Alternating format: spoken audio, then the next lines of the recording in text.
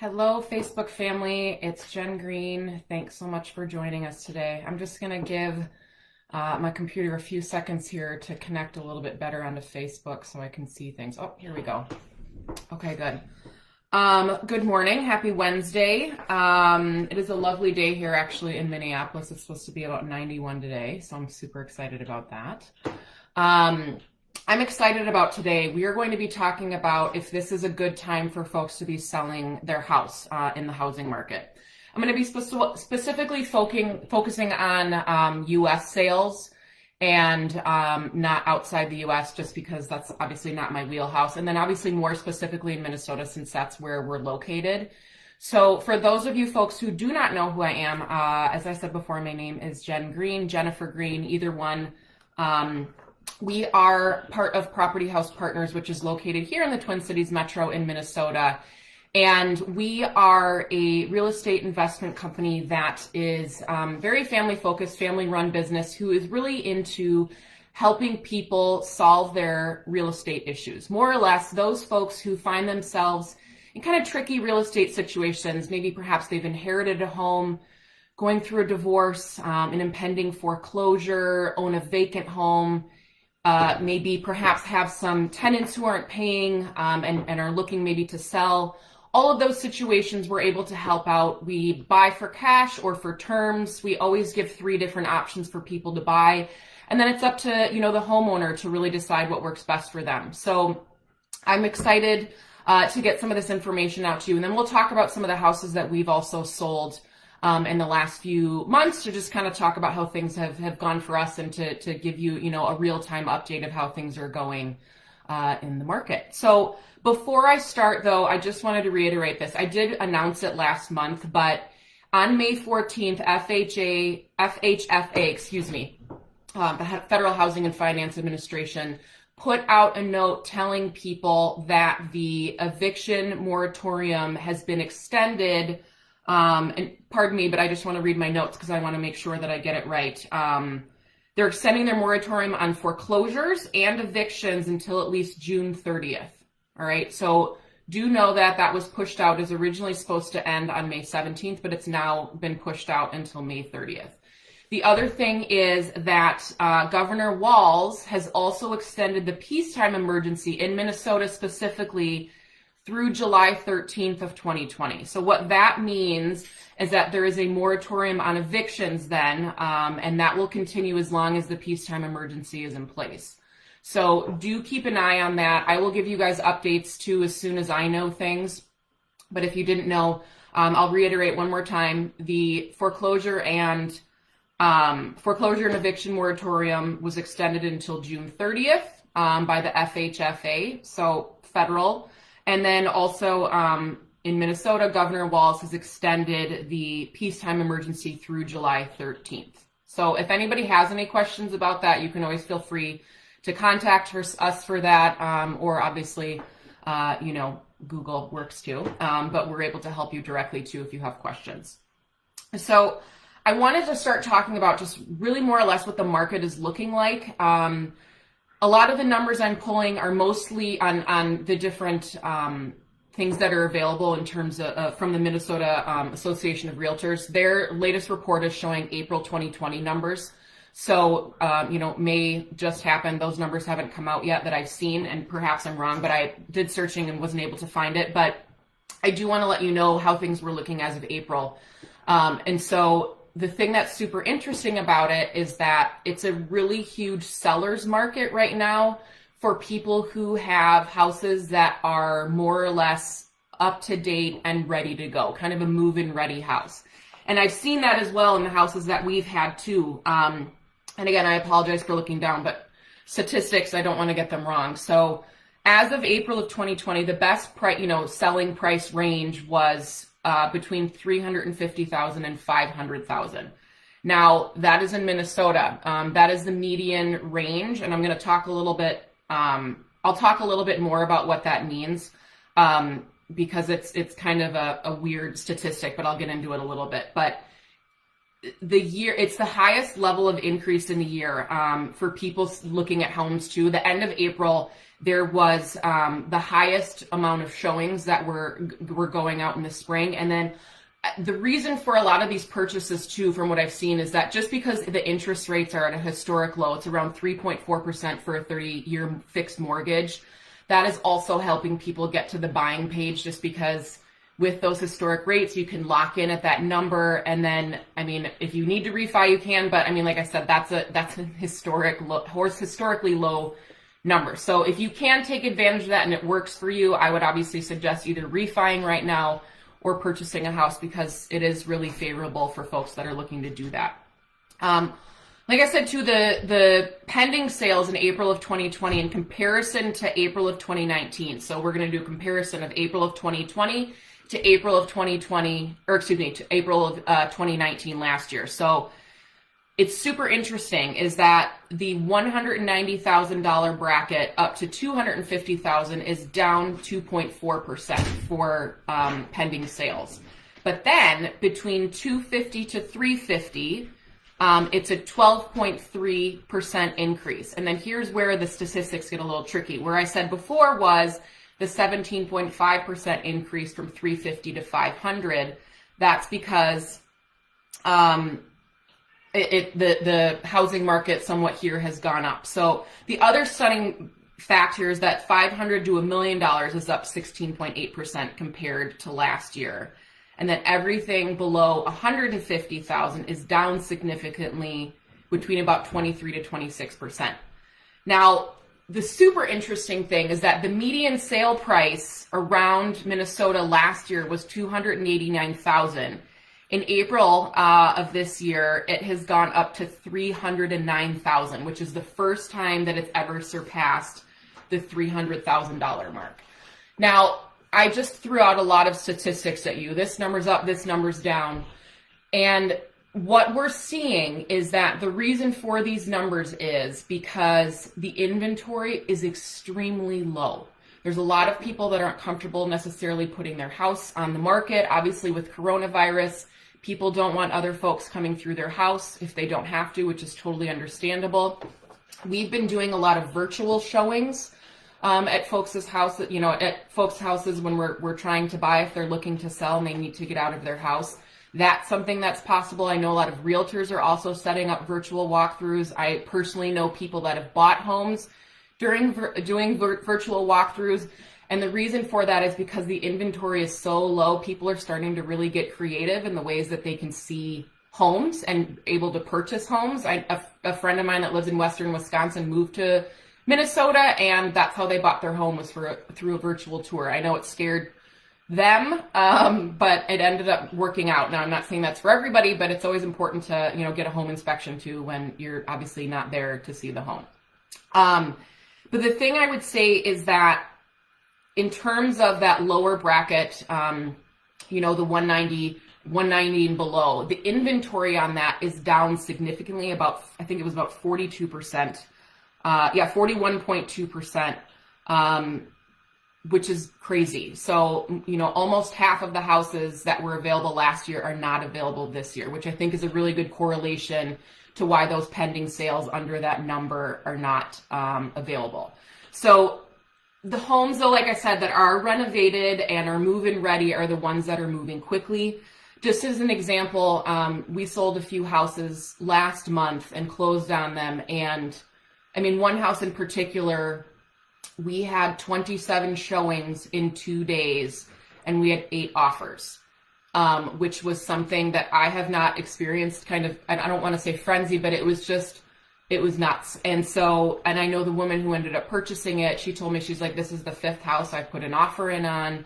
Nothing's available. I can't get anything. And we were happy to be able to sell her the home. But I mean, everything pretty much was over asking. People, like I said, looking, which again is reason for why that 289 number is being pushed up to 309, or one of the reasons why it could be being, pushed up to that. So do think about that. If you are looking for a home to purchase, there is a lot of competition out there in that median price range. So just be aware of that. The one thing I do want to say in terms of the inventory is that when we look at this and we go to our Minnesota Real Estate Investors Association meetings, Mike Jacka, he always talks about the inventory that's available. And so I wanted to talk to you about what that means. And so right now, for that median price range of $250,000 up to $350,000, there is right now about 1.5 months of inventory left. What that means is that if no new houses were available, no new houses were to go on the market, that we would run out of houses for sale in 1.5 months, right? Likewise, those houses between $350,000 to $500,000, there's 2.5 months of inventory. That's really, really low. Just so folks know, that's not normal. That's a really, really low number. And you obviously saw by those statistics and those percentages before how, over 40% of homes are not available this year that they were last year in certain price brackets. So again, just to push that on you guys, the inventory in Minnesota at least is very, very low. And I know nationally as well, the inventory is down just because of coronavirus. There's some markets that are stagnant, that are not even moving. But things, for the seller's market is moving for sure. And I know that a lot of the offers that are going on that are contingent on somebody else selling their house, those aren't doing very well, just because obviously it puts a contingency on it, especially if there's multiple offers. So do keep that in mind as well. I know some people also that are selling their house first and then are looking for something just so they don't have that contingency. I have 2 folks that are near and dear to me that are doing that. So just think about that too when you're looking to sell your house. Just keep that in mind. The one thing I will say too is I did read an article that was by the Minneapolis-St. Paul Journal, which I found interesting, was that they were showing maybe perhaps signs of slowing in our market. And they said, that the new listings plummeted by about 6% in April, which we just talked about. And then the sales obviously dropped by 20.5%. And that's according to the Minnesota Realtors Association. So, the thing is that maybe perhaps it's slowing just because there isn't as much inventory available, and that's kind of skewing the numbers. But I know that it's a hot market, like I said, for sellers. And so if you're in that position to sell and you're able to, and your house is ready to go, and you can put it on the market, I think you should absolutely do it. Now, the biggest thing I will say, and I'm going to do some tips and, tips for selling your house quickly. I really think that it's appropriate the best thing you can do is put your house on the market for the appropriate number, a realistic number. And we'll get into that a little bit later. But that will also not only help traffic drive to your home, but it's also maybe perhaps get you into a multiple offer situation. So I do want to talk a little bit about, before I get into that, I want to talk about the rental market a little bit, because I think this is something that is alarming, I guess, for some folks, because and a source that I got from Realtor.com, they stated that the cost of rent has gone up by 66%. And that, I know I've heard from a lot of folks that are in rentals, that the price of their rent keeps going up and up and up, and not necessarily and the cost of living is going up, and they're not necessarily seeing that in their paychecks, especially now during the coronavirus. It's obviously been kind of a precarious situation for renters and, for landlords too. So, as they're saying, the house prices are beginning to slow down, but obviously rent is still soaring. So if you are a landlord and you're in a position to buy a rental property, obviously it's a good market for you. Renters, not necessarily so much. That's why I think at this point, if you're able to purchase a home, now is obviously a good time, just because the interest rates are historically low. If you're able to do that, there's a lot of programs out there for first-time home buyers. The thing that's interesting about this too is that there is a huge amount of millennials now, and I found this on Realtor.com too, is that even though they're expecting the housing market to dip next year, based upon what's happening now, and who knows if that'll happen. But they said it's going to be a good year for first-time home buyers, millennials in particular. Sorry, my phone just went off, and that's not okay. Sorry about that. That millennials are going to be doing the best, and the reason for that is because they're already seeing that effect right now, because 45% or so of the mortgages right now are actually being held by millennials. So the other thing that I found that was super interesting that I didn't even know was that Minneapolis right now is having a strong performance, and the reason for that is because we became the first large city in the US to end single-family zoning. So what that means is that now the city is going to allow small multi-unit family properties to be built on single-family lots, which could end up to increasing demand for people who want to live in a traditional house. So let me repeat that. This is a really big deal. Minneapolis became the first city in the US to end single-family zoning.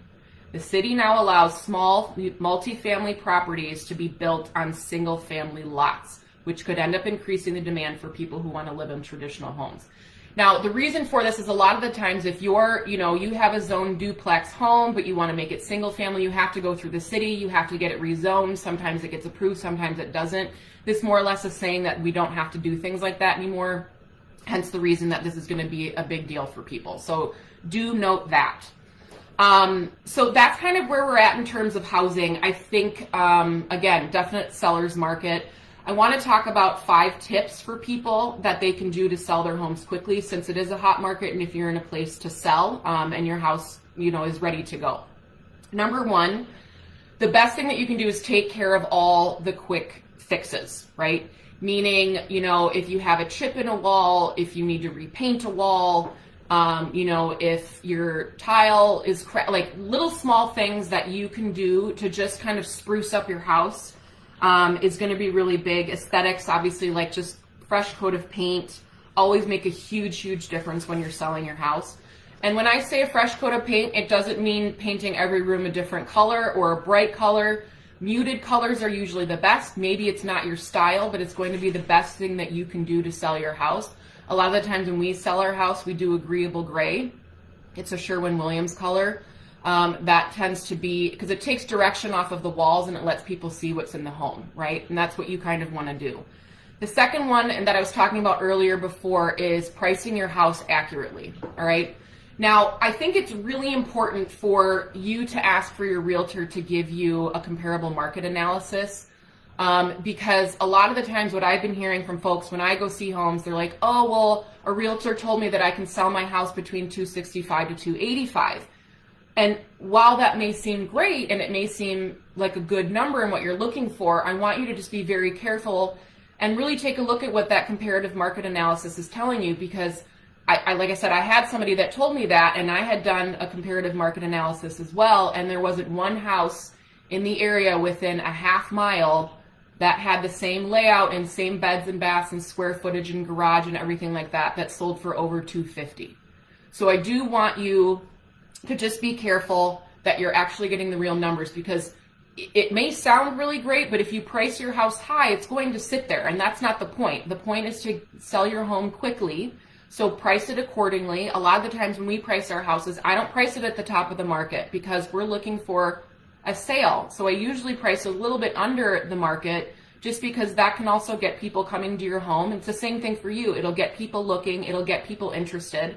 Not that I'm into, producing bidding wars, but just naturally how things are going right now, that's sort of how it is. And so garnering that support for your number that you have is going to get more people into your home and sell your house quicker. And perhaps even if you have it on at, let's say, $250, you could get it up to $265, $285. Who knows? I mean, depends on the current situation of your house.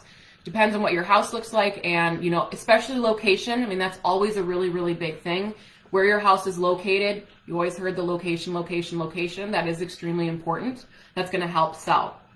So the other thing that you guys can do too, and that your realtor can do for you, or you can even do yourself, is invest in some type of marketing for your home, right? I mean, we're on Facebook. This is something free. You can put this out. You can put that information out there. Instagram, Facebook, like I said, Google. There's a lot of different things. You can get your agent to use HomeSnap Pro. That's something that works really well too. A lot of people are finding the majority of their homes right now on the internet. And so, I mean, a lot of times people even find their homes before their realtor does and say, hey, I want to go see this house. So do keep that in mind of being able to market it. There's really low cost with high benefit, or no cost at all with high benefit. So do think about that.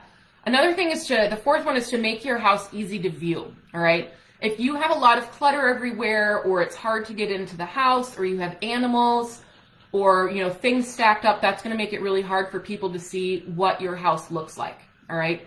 So make sure that the clutter is cleared out, that you don't have, you know, anything standing in their way of coming in through your home that's blocking their vision of what they can see there. So the other part too is that not only that side of it, but if you have your house available, you know, online, and you keep declining showings because, you know, whatever it is that's happening, that's going to make it really hard for people, and they're going to lose interest and go somewhere else. So that's the other thing of making it easy to view, is make sure that whenever people want to see, you know, the home, that you're available to show it to them. Now, obviously, you know, you don't want to show it later if you have younger kids or whatever it is, if you're working, but again, make it as easy as possible for them to get in. And then the last one is to make it easy for buyers to imagine their own personal touches in the house, right? Like I said, taking some of that clutter out, taking some of the family, you know, pictures. I know that's hard to do, but just maybe taking some of that personal stuff out of there so that they can vision themselves in the house versus you being in the house. All right, so those are the 5 things. I'll repeat them one more time. Taking care of all the quick fixes that you can. Price your home accurately. Invest in some type of marketing on your own, whether it's for a low price or a low fee, or have your realtor do it for you. Make it easy to view, and then make it easy for buyers to imagine themselves in their house. So I want to just do a little bit here because I'm excited about this. We're going to be not necessarily changing things up, but adding a little bit more to our lives. The thing I want folks to remember is that we are always available on YouTube for questions, right? A lot of these lives last, I mean, right now I'm at 21 minutes. They last somewhere between 20 to 25 minutes or so. Sometimes people have a hard time, you know, getting the answers that they need. There's always availability for you guys to write comments, ask questions while I'm doing these live. Or if you don't want to do that, you can always send us an email. It's hello@propertyhousepartners.com. You can send us questions that way. You can also subscribe to our YouTube channel, which is Property House Partners. And if you folks remember, Property House is spelled H-A-U-S. You can go there, subscribe, ask a question. I'll be happy to answer it for you. You know, 45 to 60 seconds, you can get the question answered that you need. All of these lives are also posted on our website if you want to go back there in our video library. And then also, if you want to connect with me on Facebook, please send me a friend request. You can also connect on Instagram at Property House Partners, and then also on LinkedIn for a professional relationship. That's Jennifer Green. You can reach out to me that way too. We also posted some of those articles I wanted to say that I talked about today from Realtor.com and Minneapolis Area Realtors. All of that stuff is also posted on our blog if you wanted to do some more deep dive into the things that I talked about today to see the numbers for yourself, since I know going over their stats can get a little confusing while they're being talked about live. But you can go back and check out those numbers. We'll also have it available on our website if you want to go into there. And right now, the thing that's super fun is that we are in the process of putting together a really great way for our audience to also be more involved in our lives. So stay tuned for that. We're working on that. I'm hoping to get something out to you guys in the next couple weeks. That will be super exciting, and a way to just engage with you guys and have really, real conversations about what's happening in our community, what's happening in the housing market, real estate investing, entrepreneurship. So I'm excited about that. So stay tuned for that. And, as always, if you are in need of help to sell your home quickly, please always feel free to contact us. There's always a no obligation consultation, no obligation offer, different things that we can help you to come up with to get you out of any kind of situation that you're in. So next Wednesday, we're going to be talking about, entrepreneurship, business, real estate investing. So look for that announcement coming up shortly.